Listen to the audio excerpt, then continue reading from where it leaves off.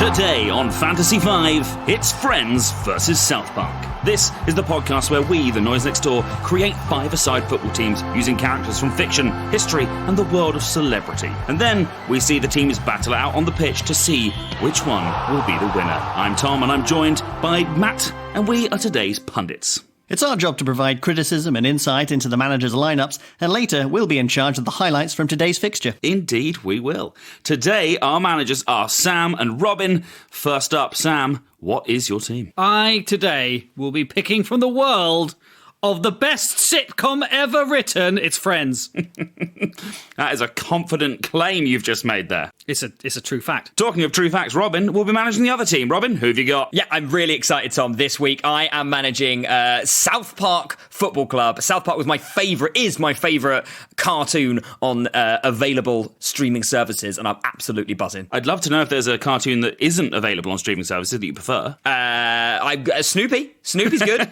Hard to do a five-a-side team. There's only a couple of characters, but I do like Snoopy. All right, we've got our two teams ready to go. However, there will be here a quick spoiler warning. Obviously, we're going to be talking about how good these people are at football, but there may be some stuff that spoils these universes if you're not very familiar with them. You have been warned. Also, if you enjoy the episode, head over to iTunes or Stitcher or Podbean, or wherever it is you get your podcasts, rate them, review them, give us 5 stars if you can. Without further ado, let's go for our starting lineups. So, first up, we are coming over to Sam and Team Friends. Right, guys, I'm starting up top because that is where my best player lives. Here's my striker, my goal-getter, and his name is Joseph Francis Tribbiani Jr. That's right, It's Joey. If you don't know him, you've never seen the show. Why is Joey up top? Nobody scores more than Joey, guys. This guy is non-stop banging. Bang, bang, bang. Score, score, score. Always getting it done. Okay? We know his success rate at scoring is very high. It's enviable. The other characters in the show literally come to him for advice on how to score. By the way, just in case you haven't seen the show massively, this is a very clever way of saying scoring as in goals, but also scoring as in getting girls. Yeah. He can put the balls anywhere. Balls are everywhere right now. We also know that sometimes he can score 2 at the same time.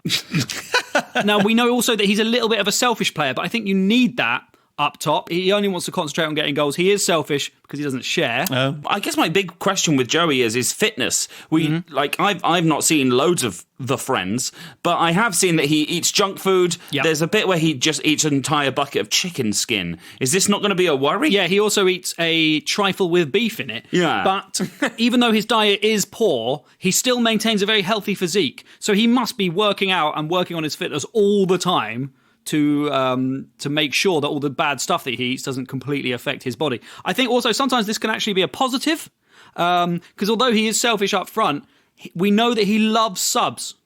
So as soon as a sub comes on, he's going to play really well with them. He loves subs. Loves them. Actually very good. Meatballs particularly. So he plays well with sub players. Yeah, all right. Yeah. I think he's also going to bring a good fan base. He's got a quite famous acting career. So he's done the opposite of people like Eric Cantona and Vinnie Jones, who were footballers gone into acting. He is an actor gone into football. So he brings a lot of fans from his worldwide soap opera success. He's going to bring chants too. There's going to be people in the stadium chanting, "How you doing?" It's very good. He's got the fans behind him. As soon as he scores a goal, "How you doing?" And what you get? I would be, if I was an opposition fan, I would be furious if we had just scored a goal and then somebody started chanting that at me. I'd be livid. You mentioned his acting there. Is his acting not a worry? Because he's not necessarily a good actor, is he? Hey, listen, he acts in a film with De Niro, he acts with Gary Oldman, he acts with Charlton Heston. He's De Niro's bum, though. Yeah. Have you ever been De Niro's bum? You're just jealous. He's in a big soap opera smash hit. He plays it's a doctor, isn't he, in the soap opera? Yep. So I suppose he's seen a lot of fake injuries, which he could then replicate. That's true. Yeah, and I'm not sure that the acting, it doesn't directly correlate, does it? If you're a good actor, that doesn't mean that you're going to be a bad footballer, or if you're a good actor, you're not going to be a good footballer. Look at Vinnie Jones. He's a tremendous, world-class actor, but he was a terrible footballer. That's the way around that worked, yeah. Yeah. All right, so we've got Joey up front. I mean, it's an impressive pick, Sam, I'll be honest. Yeah. I'm excited for you. Cool. All right, well, let's move on to the midfield then. Midfield, absolute powerhouse and dynamo. It's Monica E. Geller -Bing. That's right. Monica is pulling the strings in midfield. Why? She's very competitive, overly competitive. She physically injures people, which I really like. She's my kind of Roy Keane in the middle of the park. Sure. Very aggressive. She's also been there and done it before. She's captain sports team in the Geller Cup, for example. In Geller Bowl 6, she broke Ross's nose and sent him to hospital. The Geller Cup was then sadly disbanded and never seen again until 20 years later for the very belated Geller Bowl 7. Just if someone hasn't seen much Friends, what are you talking about? The Geller Bowl is a touch football tournament held within the Geller family. Okay. It gets very, very competitive. So yes, highlighting her aggression, her competitive spirit. She's also freakishly strong. That is a direct quote. Freakishly strong, and you need that strength in the middle of the park in a game of football. And organised. Oh, very, very organised. She's got binders full of tactics. Chandler literally calls her unnaturally organised. So you know that she's going to know all the plays. She's really controlling. Well, this is it. She's also very controlling. Look at her relationship with Chandler. She's controlling the middle of that park. In fact, I believe Chandler also says that she doesn't like to relinquish control. And she then says relinquish is just a fancy term for lose. Ooh, strong stuff. When you say I believe and then follow up with an exact quote, that feels like you don't believe it, but you entirely know it to be true. Oh, I know this show worryingly well. Yeah. Oh, also very powerful. How do we know she's powerful? We know she's strong. She literally takes apart a foosball table with her bare hands. Good luck trying to do that as a normal person. That's good. Oh, she could almost be a good shout in goal if she's got bare hands. Doesn't even need the gloves. Doesn't need him, no. I mean, this feels like a very solid pick, and I can see her working well with Joey up front, you know. Mm-hmm. She can tell him what to do. He listens. Well, this is it.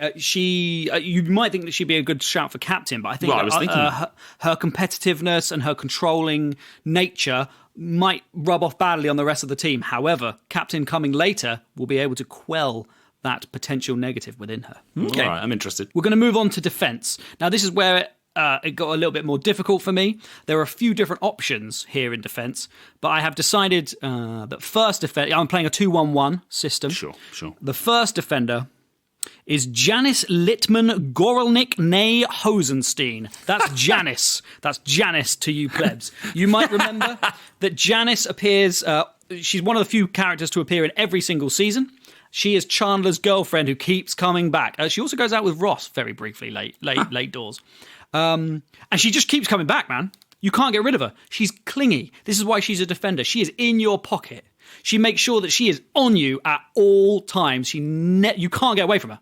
In fact, Chandler has to feign moving to Yemen to get away from her. Do you know what I mean? Just all these defenders going, no, I'm moving to the Middle East. I've got to get away from this woman. She wears a lot of sort of leggings, like tiger skin leggings and stuff, which I guess is already kind of a sporting outfit. Shows she's pretty quite physically fit. She's physically fit. She's very flamboyant. Talking of her dress, though, she does wear a lot of sort of chunky jewellery. People are going to hear her coming, jangling down the pitch, as her rings. It's like you're being chased by Christmas. Exactly. Well, fine, she can use it as weaponry. She's got very sharp nail, very, very long nails, too. She can use that as weaponry. A big skill that she does have as well, when she kisses Chandler, his balls disappear. So if she's making the attacker's balls disappear, good luck trying to score with no ball. Fair. She also shouts, "Oh my God," a lot, and you want those "oh my God" moments for the sizzle reel.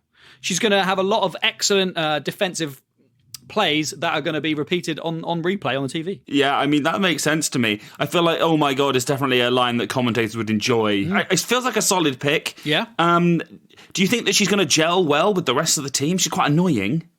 Yeah, she is a little bit annoying, but it's like Robin. She's annoying, but you quite like having them around. Like Monica, Monica, when she comes back for a second or third time, and they bump into to her in the corridor, and Monica's like, "Oh my God, look who it is!" She brings in Rachel to the corridor, like, "Hey," and they're all laughing, having a great time. She even calls Ross to go, "Oh my God, you're not going to believe who's here." So they do quite like having her around, even though she's a little bit annoying. Very good, Robin. What do you think about being called annoying? Yeah, no, I'm okay with it. I feel Shut up, Robin. Shut up. Shut up, gay. Get your mouth. No one asked you. Thanks, Robin. Cheers. So you're saying Robin is the Janice of the noise next door? Okay. Yeah, I'm sort of like a hamster constantly going round in its reel when you're trying to sleep. Like you're like, I love the hamster, but I hate everything it does. Yeah. Oh, that's nice. Yeah, nice way of putting it. Okay, so you said 2 at the back. Yeah, 2 at the back. Next to Janice, this was a very difficult shout, but I have plumped for Ugly Naked Guy. Wow. Yeah. Now, Ugly Naked Guy lives across the street from the Friends in another building. And he is the guy who is always ugly and naked. You never see him. But the Friends are always just looking at him. They can't look away. Why? Because he has got the most impressive tackle in all of the Friends universe. Tackle. He's always got his tackle out, and they're literally looking across from another building to stare at his tackle. And it is that kind of magnetic defensive ability that I think we need in this team. Strangers looking at your tackle. Do they ever actually refer to his tackle? They refer to him being naked, but do they ever talk about his actual genitals? It might be an ugly tackle, but it's still a tackle you don't want to be a part of. You don't want to get close to it, do you? You could be aware that someone's naked, but he might have one of those guts that completely hangs over his junk. It might be a very unimpressive tackle. Do we have any precedent to know it's an impressive tackle? There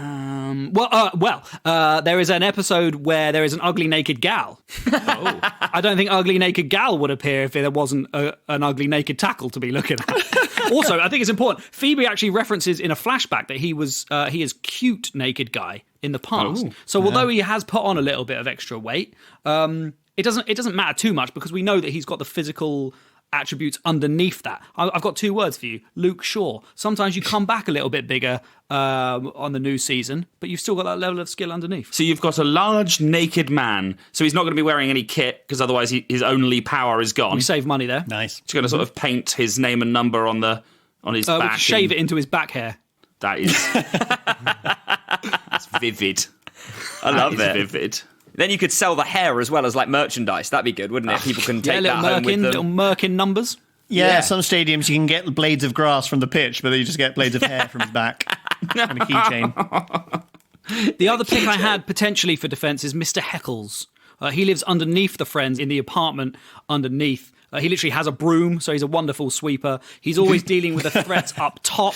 He hates the people up top, so he's always trying to deal with them. And he literally takes things and tries to claim them as his. He would do this with the ball. If you're showing him the ball, he's going to try and claim it as his. It's a good defensive attribute. I have a quick question about Mr. Heckles. You said he has a broom. Most people who have a house has a broom. You got a broom? Yeah, I've got a broom. You might be a good defender then. All right, Queen of Bloody Sheba over here with his broom.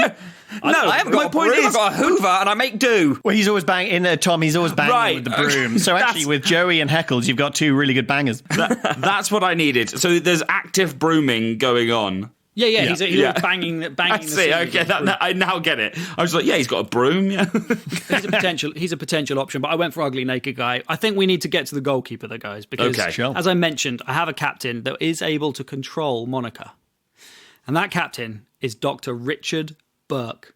Now, he is played by Tom Selleck. You may remember him. He goes out with Monica. He's a much older guy. So, yes, I am a little bit worried about his age, but he's a goalkeeper. So, goalkeepers play a bit longer into their career. His vision is impeccable. Why? He's an ophthalmologist. He's an ophthalmologist, guys. And he makes sure that everyone's vision is strong within the team. No, hold on. Just because you're an eye tester, an ophthalmologist, doesn't mean that you have good eyesight. Like some dentists have fillings. Like it doesn't mean that you've got perfect eyesight. Most opticians I've ever dealt with wear glasses. Richard does wear glasses, but we know that those glasses are very well prescribed, and so the whole team is going to have perfectly prescribed glasses or lenses. Their eyesight's going to be perfect. He also acts as the ENT doctor, I guess. Why is he in goal? Well, Monica says that he's very good with his hands. It's filth, but it's also very important. He's a very calming influence. All the women find him incredibly sexy. So we know that a lot of women are going to be coming to the game to see him, but it's not going to put the men off because the men want to be like him. He's a role model. All of the men really look up to him as like the perfect icon of what manhood is, because he's strong and sensitive and handsome, also very mustachioed. He is literally David Seaman, which is the other reason why he's in goal. Anyone with a moustache is literally David Seaman. Mm-hmm. Yeah, okay, cool. It's like how I have an elbow, so I'm literally Margot Robbie. I've always wondered about that curious feeling I have towards you, and now I know. Yeah. So he's the old statesman that's in goal, and we know as well that he'll be celebrating the victory very classily with a cigar and a glass of whiskey. He has a lot of masculinity. Oh, yeah. There feels like there's a few like big gaps in the Friends universe that haven't featured. Where are the rest of the Friends? It's a very good point. I think out of all the things we've done so far on this podcast, I think this is actually the strongest squad unit. There are a lot of excellent players on the sub, so when there's injuries, don't worry, we're filling those gaps. One of those that you mentioned, it's Ross Geller. Now, Ross, he's on the bench, but we know that he's a very good wing player. Why? Because he's good on the break. Okay? So he's on the bench. We've got Mr. Trigger, the janitor. Why? He's the handyman. He's a fixer. He's a perfect super sub. He can come on, spot the gaps, fix them. We've got Paolo, who goes out with Rachel. In season 1. Why is he in the team? He's Italian. All Italians are phenomenal footballers. We've got Tag Jones, also goes out with Rachel. Very, very handsome. He's a poster boy. He's David Beckham. And he also won a gold medal as a goalkeeper in the 1980 Olympics alongside Kurt Russell in the film Miracle. What? Very important. We've got Mike Hannigan, played by Paul Rudd, who is the husband of Phoebe Buffet. Mm-hmm. He's very poor early game, literally doesn't even appear. But late game, very strong, becomes a contender. We've got Carol, Ross's ex-wife, becomes a lesbian. 2 words for you, Megan Rapinoe. We've got so many options on the bench that I think are going to be really good impact subs. All right. We've also, it's very important to mention that we've got a really good team behind me as a manager. We've got David, the science guy, who goes out with Phoebe. He's a phenomenally intelligent man, played by Hank Azaria. He's my number 2. He's an incredible tactician. He's too nervous to manage on his own. He's mercurial. He's been playing in he's been playing in the Belarusian leagues. We've got Pete Becker, played by Jon Favreau. He's the billionaire owner. He's the chairman, maybe. We know that he's really into sport and is happy putting his money into sport. He buys a literal UFC ring. We've got Gunther, the water boy. Is he providing water? No, he's providing caffeine. Granted, he can't play. He can't be the water boy if Ross is playing in the game. Sam, but don't worry. Yeah. Sam, in this podcast where we pick 5 players, you've named maybe 14 there? I'm just showing you the depth of this squad. It's so strong. We've got Estelle. No. She's the agent for all of the players. Okay? It's such a strong unit. Look, I am happy with your enthusiasm. The kids. Oh, God. What do you mean? The carnage. Yeah, try and mark 3 triplets at the same time. 3 triplet babies. Yeah. Well, they're like 6 or 7 later on in the day, but you don't know where they all are at the same time. Phoebe and Monica are like, where the hell? You look at one, and where's the other one gone? Difficult to mark. So you need to bring on all 3 of them to be useful. We've got Marcel, the capuchin monkey. A good spare goalkeeper, maybe. Nimble. What's a capuchin going to do when someone kicks a ball at it? Save it. It's going to be lighter than the ball. Monkeys love playing with balls. He'll just juggle it. That ball is going to kill that monkey. Yeah, capuchins are really, really small. Surely, it will just. That's why he's not on the pitch at the start of the game. So if your keeper gets injured, you're having a capuchin monkey as your sub. Meaning, if it catches the ball, if it's well struck, that ball is going to kill that monkey. You're never going to see it again. It will fly off into the distance. Have you ever kicked a monkey? Well, he does bring quite a good fan base. He's also an actor as well. He's in film with Jean-Claude Van Damme. Outbreak 2, The Virus Takes Manhattan. And also sponsorship deals. But he's not on the pitch. He's not on the pitch. Good. What we should do, though, is narrow down that 33-strong team to your 5, your starting 5. Sam Pacelli, what's your starting 5? It is important to note the squad. You can't win it's not. The Just league 5 without people. A full squad. But the 5 names. The starting 5. In goal, captain, Dr. Richard Burke. In defence, we've got Janice next to Ugly Naked Guy. In midfield, Monica Geller. And up front, up top, the man with the goals, the man who scores them all, is Joey Tribbiani. Beautiful. That was Sam's Friends team. And I'll be honest, I'm impressed by his dedication to watching the same sitcom 80 times in his life. After the break, we've got Robin and Team South Park.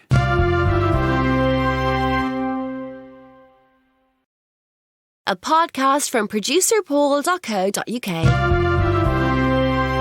Welcome back, and we are going over to Robin for Team South Park. Yes, thank you, Team South Park. I tell you what, I am absolutely thrilled to be doing Team South Park. It was my favourite. When I was a little boy, it was my absolute favourite. My mum actually painted full South Park murals on my wall. So I had all the characters up on my bedroom wall. So this is a real honour for me.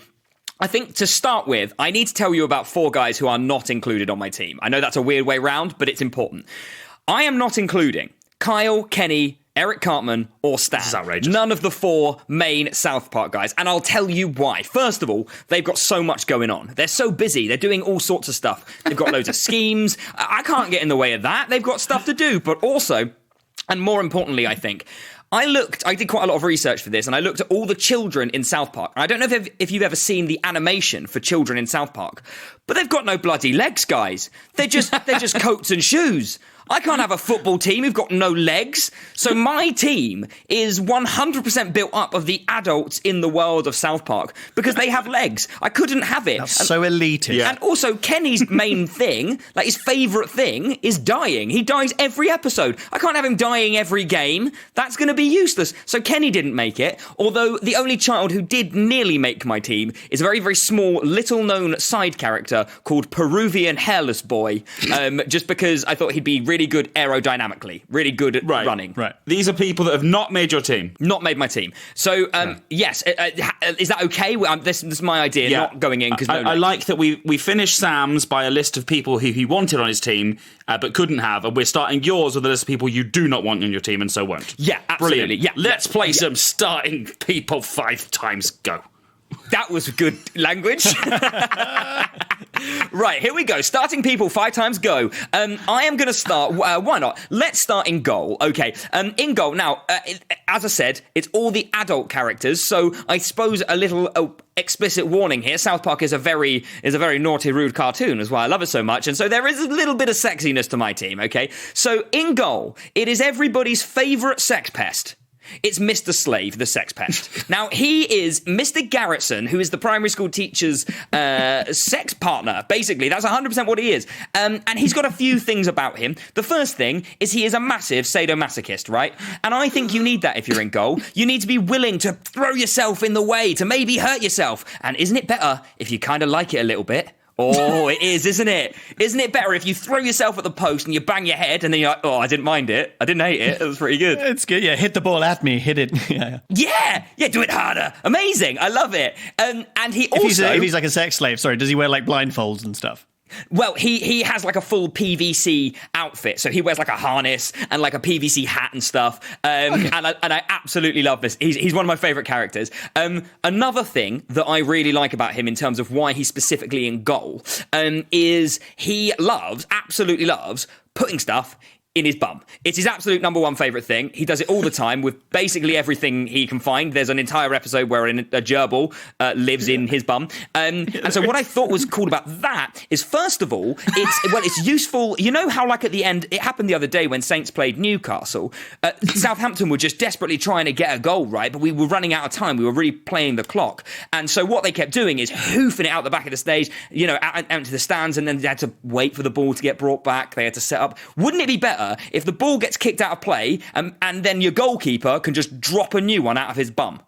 I think that's useful. That's pretty good. What about if he was an attacking player? Surely he could sit on the ball, ingest it, and then run down the pitch and poop it out and into a goal. What about that? You've got him defensive, but maybe he's better up front. I did think of it. I did. He literally. I wasn't sure where in the position I'd put him, sure. But I thought it would be useful because he's got 2 feet he can clear with, he's got 2 hands he can clear with, and he's got a full bum that he can ingest with. And I think that is a useful thing in a goalie, an extra pocket.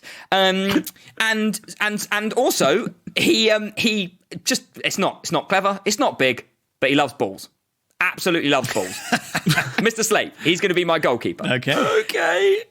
I'm just quite good. This is so stupid. Right. Where does it go from here as well? Well, yeah, right. That's where we started. Okay, I do have a couple of normal selections, but this next one isn't it. I'm going into defence. We'll move up the pitch from that way. I've only got one defender. Okay, so I'm going for a 1-2-1 formation, and I think it's good. My defender is Mr. Hanky, the Christmas poo. Now, again, it's an unusual character for those of you who don't know South Park. He is a sentient and incredibly jolly piece of feces. He loves it. He's a Christmas deity, and my reasoning for it is who's going near a piece of poo? Who's going anywhere into the box? If there's a chance that a piece of poo is going to try and tackle you, it's going to go all up your shins. He's going to mess up your socks. It's gross. I mean, so every time you go into the box, you're going to feel curiously festive and also smell disgusting. And he also, like, in terms of the groundsmen, love him. He's amazing for fertilizing the grass in the area. And also, if there's any sliding tackles or anything like that, it doesn't matter because he's already left skid marks all over the place. I have a question about your selection here, Robin. Yeah. You began by telling us you weren't going to pick the children of South Park because they didn't have long enough legs. And you've now selected a character with no legs at all. No feet, even. No feet for this game of football. Well, his main defense is that he's a piece of poo. But I don't know, snakes don't have legs, Tom. They can be very fast indeed.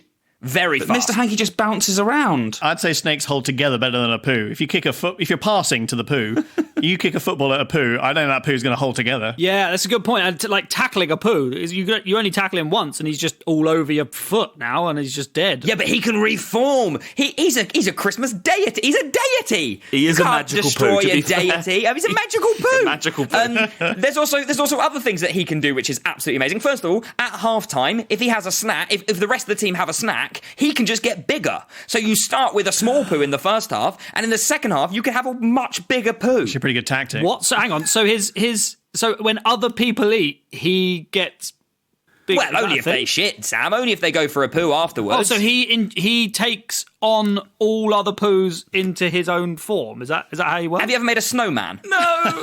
Not out of poo. Well, there you go. You understand what I'm getting at. Also, listen, this is a really important part about him. He, in one of the episodes that he features, have you know Fantasia, where Mickey Mouse sort of like brings all the mops to life and makes all the mops dance? One of his powers is he can just do that to all poo. So, you're so sure, not kick Mr. Hanky so he's on your shoe. That's a shame for you. You've ruined your Nikes. But now, what's that music? It's 700 poos. And it's juvenile, but that's what it is. And also, he's got a vehicle which is going to transport our team everywhere, and the team bus is going to be Mr. Hanky's poo-choo train. And it's a real thing that's in South Park. It's either that or the helicopter, but I'm going to choose the poo-choo train, and that's my defense. And I think it's a strong look for my team so far. It's beautiful, and I don't want to touch it. Exactly. Hence the reason it's good in defense. Now listen, we're going to go to the captain of my team now, which is my central midfielder. Now this person, actually, it's interesting that Sam has gone for Monica, because I've actually gone for quite sort of a similar vibe for my captain. She is an organizer. She has a temper, and that person is going to be Sheila Broflovsky. Now, this is Kyle's mum, so one of the main boys' mum. He's the one in the green hat. It's his mother. She is the star of a song in the film, and Eric Cartman famously hates her. Now, there's a few things that she's really, really good at. She is the leader of the MAC. Now, that's Mums Against Canada, okay? She hates Canada, and what she does, in order to display her hatred of Canada, she organises a large-scale protest based purely on her hatred for Canada and the TV show Terrence and Phillip, and starts, because of just her willpower, she starts a full war between Canada and America. Now, there's no social media. It's just through the power of her song. I think she'd be able to marshal her team really, really well. She can organise a war. She can handle 4 other players on a football pitch. So she's captain. She is captain. She's also got a temper. Oh, she's got a big temper. In fact, listen, there is a thing that I found on her wiki page, which is real fun, which is she had a wild youth. This is mentioned in an episode called It's a Jersey Thing. She had a real wild youth. And as a kid, or a younger woman, she was known as S-Wow Titty Bang. That was her nickname. And listen, producer Paul, if you could get ready with the beeper here, because she tells us why she was known as S-Wow Titty Bang, and it's got a swear in it. So get ready with the beeper. Apparently, she says, I drank heavily and I punched a lot of bitches in the face. Amazing. Oh, Robin, I love that you requested a beep for that, but you were quite happy to say shit several times earlier. You knew that one slipped out. I was talking about a literal sentient piece of dump. It's just a medical fact. I've got a question for you on this. Are you not worried about her playing on the same team as other people when there is an entire song about her being a bitch? Well, you're talking about the song "Carl's Mom's a Bitch, She's a Big Fat Bitch, She's the Biggest Bitch in the Whole Wide World." In the whole wide world, as sung by Eric Cartman. Now, famously, only Eric Cartman believes this. So Cartman isn't on the team, nor's Cartman's mum, so I think she's going to be all right. I don't know if she would definitely be familiar with Mr. Slade, but I don't think she'd really even know of Mr. Hanky the Christmas Pooh before the selection process. So I think she'd be okay. Oh, so they've... Oh, interesting. However... never even met. Playing together might be difficult. Listen, before you join any football team, you've not met your teammates. I think I'm okay with it. She has... The downside of her, she has got a small criminal record, okay, for arson... murder and medical terrorism. I'm willing to let them slide because of all the strengths that I've already discussed. Thoughts? Yeah. Come on, Matt, please. It's great. You've got angry. Angry is the main reason. Angry main and organised. This all boils down to anger and organisation. Yeah, absolutely. Who else you got? So... I've got another midfielder, as mentioned. This is, you're going to, I think you'd have a hard, listen, you thought Mr. Hanky the Christmas Pooh was a strong shout. This is even better. Because none of us thought that. None of us thought Mr. Hanky was a strong shout. In my attacking midfield role, I have the one and only, it's Jesus Christ. I have Jesus Christ. I have Jesus Christ. Okay? Now... That's it. I don't need to say anything else. I'm going to because I did a lot of research. Jesus Christ. In South Park, he is one of the super best friends. That includes Muhammad, Buddha, Krishna, Joseph Smith, Lao Tse, Moses, and also a random seaman. They're all coming to the games, guys. We're going to get some mad tickets. Mad tickets are selling if we've got the super best friends coming. And you know how, like in quite often in sports movies, you see the friends are watching their mate on the pitch not do as well, and they try and like sabotage. It happens in Harry Potter, for instance, when Hermione sets fire to Snape during the Quidditch match. If you've got Muhammad, Buddha, Krishna, Joseph Smith, Lao Tse, Moses, and a seaman on your back, what are you going to do about it? Jesus Christ is there. Unbelievable. He's also... listen, when he first appears, he doesn't really have that many super special powers, which is crazy given that it's Jesus Christ, guys.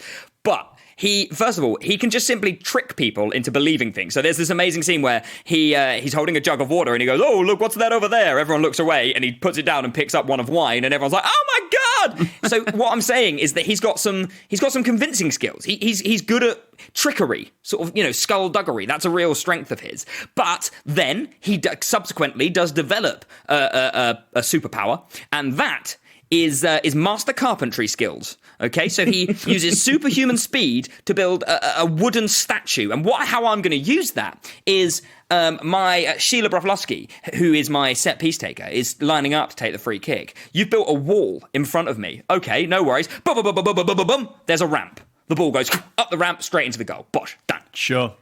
And then, also, by the end of our time with Jesus, he's able to fire energy blasts from his hands. So that's just a little other thing. In terms of sort of footballing prowess as well, Jesus obviously very used to dealing with a cross, isn't he? Hey! Absolutely, yeah. And also the master carpentry skills. He's going to be really good at drilling it into the box. That's what I thought. So I think it's a good shout. I can't really see any weaknesses for Jesus Christ. It was between the super best friends, Muhammad, Buddha, Krishna, Joseph Smith, Lao Tse, Moses, and a seaman. And the seaman nearly had it, but Jesus has really made the final cut for me. Arguably the more well-known character out of the two, a seaman and Jesus. Yeah, well, that's it. That's it for the merchandising purposes alone. But the tickets would be the same because the seaman is one of the super best friends. And Jesus, of course, famously created without a seaman. Whoa. Good stuff. And so that takes me to my final player. Sure. I don't think any of you are going to see it coming, but listen, I've got a striker, I've got one up front, and that is Saddam Hussein.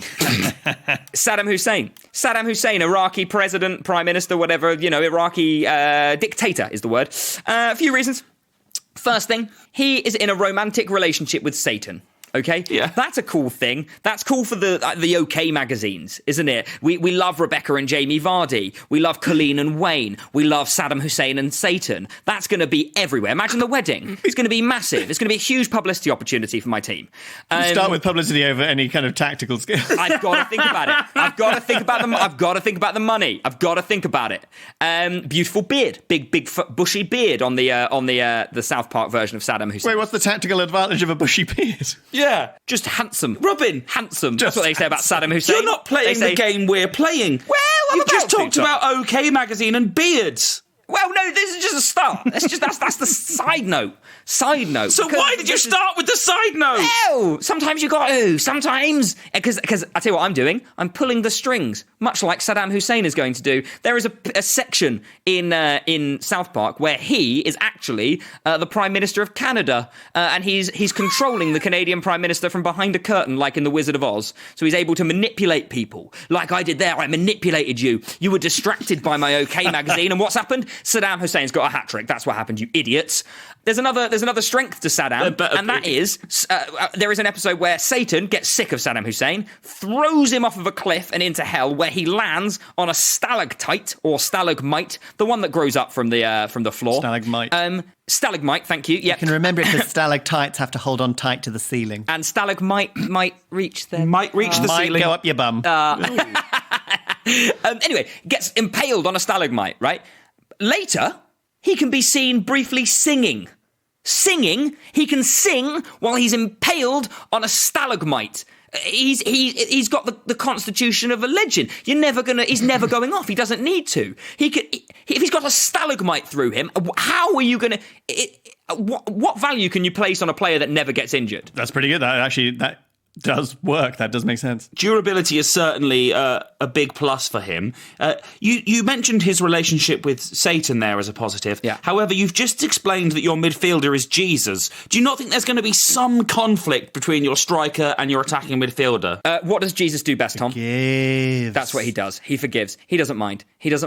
Satan wants an angel, wants one of Jesus's lot. So I wouldn't worry too much about it. And anyway, he's in a romantic relationship with Satan, but I'm sure that teams have played together before. There was that whole thing when John Terry had sex with one of his teammates' wives, and they've played together all right for a while. It's fine. And there is a final... Wayne Bridge, I believe he left, actually, Robin, but we'll move on. He literally left. Well, Jesus Christ isn't going to have sex with Saddam's husband, is he? And then the other plus that you gave for Saddam was that he once was the Prime Minister of Canada, and you just explained how Kyle's mum hates Canada. So your two midfielders have got excellent reasons to hate your striker.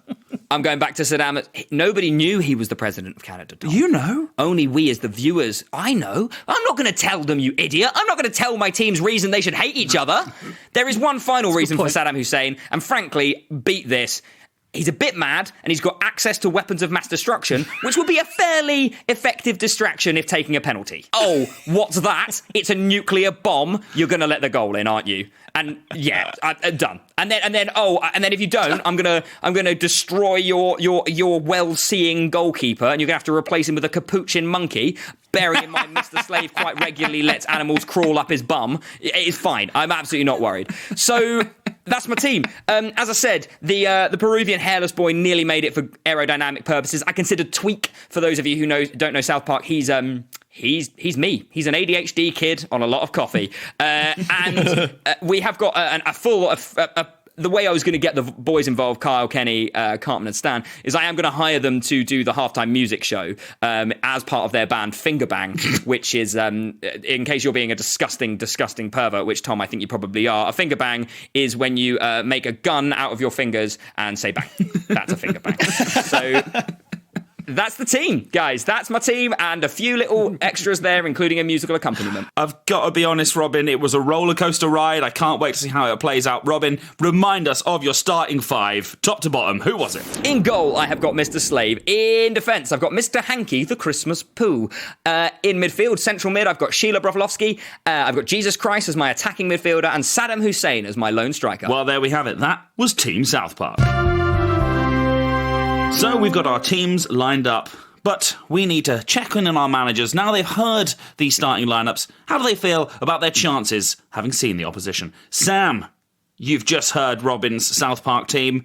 How do you feel? What's going on in Sam's brain? I am not worried about having a poo in defence. I've got Monica Geller in the midfield. Rachel says that she cleans the toilet 17 times a day. So good luck. Good luck with your poo having any effect on my team. Sam seems confident. Robin, you've heard Sam's team. You know yours. What's happening? Well, as Sam likes to say, Tom, 2 words. Jesus Christ. I have Jesus Christ. Also, 2 other words, Saddam Hussein.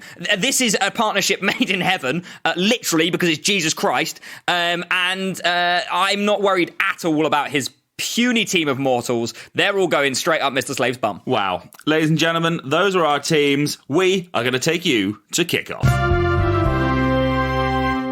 It's a grey day here in Central Park Stadium as the teams come out for this epic contest between Friends and South Park. Team South Park fresh off the poo-choo train and ready for action. Cloudy conditions over Central Park. Monica Geller just letting her teammates know that she'll be there for them when the rain starts to pour. There's the whistle. Joey with the kickoff, passing to Janice, whose jewellery is jangling like a bag of old coat hangers falling down the stairs. But wait, she's heading in the wrong direction. Will she notice? Yes, she has, as she cries, "Oh my God!" Quick correction, as she heads up the field. Sheila Broflovsky on Team South Park, desperately trying to run toward the opposition. But is the animation good enough to create that illusion? Not really, Tom. They're going to have to keep going side to side. Oh, Saddam Hussein noticing Dr. Richard's moustache there. Oh, the dictator quickly shaving off his beard to reveal his own iconic lip fuzz. They've now locked eyes and are rutting their facial hair together like a couple of porny-looking stags. Joey Tribbiani running at Mr. Hankey. Tribbiani with an amazing fake out there. His butt made it look like he was going left, but he breaks right. Incredible butt acting. He's one-on-one with Mr. Slave now, and he scores! Oh, of course he scores. It's 1-0 to Friends. Well, Friends are on the attack again, and Joey Tribbiani, who seems to have already forgotten about his last goal just minutes ago, is already trying to score again. And he bangs another one. In. What a player. It's 2-0. South Park looking downtrodden, but none more so than Mr. Hankey, who is being scraped off Monica's shoe after an overzealous victory stomp. Luckily, he can regenerate like the T-1000, apparently. Ooh, Sheila Broflovsky with a curling pass into the box. Jesus gets onto the cross, but it brings back too many painful memories and he heads it wide. Ugly naked guy with a beautiful naked turn goes past Mr. Hankey, the Christmas poo. Mr. Hankey's been crap all night, and in fact, his entire life. Dr. Richard is suddenly distracted in goal by Ted Danson and Steve Gutenberg, who have turned up with a baby to whimsically look after. Sheila Broflovsky with a calculated pass up to Saddam Hussein, who slides it past the distracted Dr. Richard. It's 2-1. Saddam runs over to the stands, much to Jesus' disdain, kisses Satan full on the left corner of his mouth. The left corner? Well, the devil's in the detail. Nah. And there's the half-time whistle. It's 2-1. Half-time entertainment is being provided by Fingerbang and Phoebe Buffet. She seems to have written a diss track about the South Park Defender. Oh, I love this one. Smelly crab, smelly crab. Oh, it is catchy. Okay, the second half starts, and Ugly Naked Guy is facing completely the wrong direction. Luckily, Ross is on the sidelines yelling for him to pivot, pivot, pivot, and now he's facing the right way. Oh my God, Jesus goes down to a nasty tackle from Janice. It doesn't look good. Ross Geller leading the medical team out to help Jesus. They're standing on his broken bones without realising. Oh no, Ross has realised now and is telling everyone we were on a break. Jesus is going off on a stretcher, but will rise again in 3 days. Some random seaman seems to have come on to replace the Son of God. Dr. Richard with a long throw out to Janice, who passes it to Geller. Geller stumbles on the ball, pauses for laughter. Insert canned laughter. Recovers. Geller with a lovely through ball to Tribbiani, who notices a woman in the crowd and blasts the ball out of the stadium as he tries to get her number. Luckily, Mr. Slave has a spare ball in his rectal cavity. This Friends team are putting together some incredible passing play. How many passes is this now? 5, 6, 7, 7. Monica is loving it, and she shoots from the edge of the box. Mr. Sleeve has handcuffed himself to his own goalpost. What was he thinking? It's in!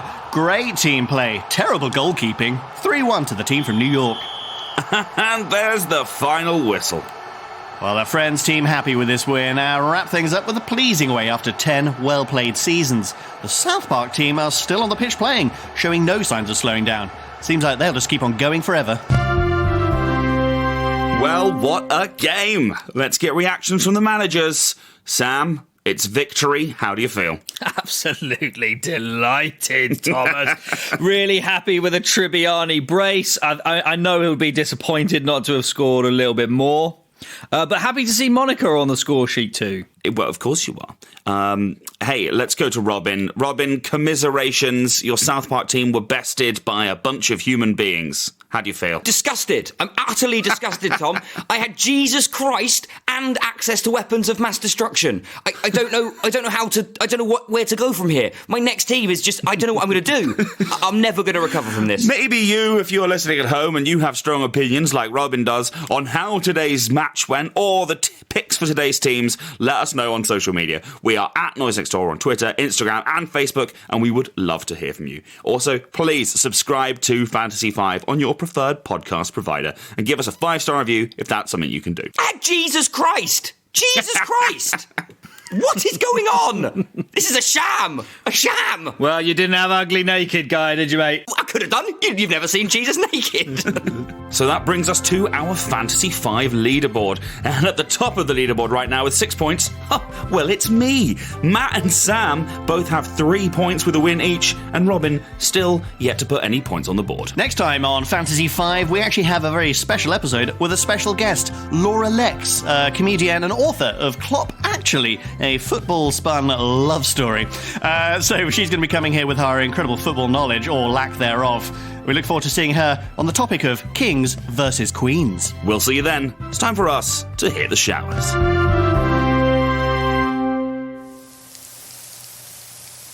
Oh my God! There's a poo in the showers. Howdy ho! What did you just call me?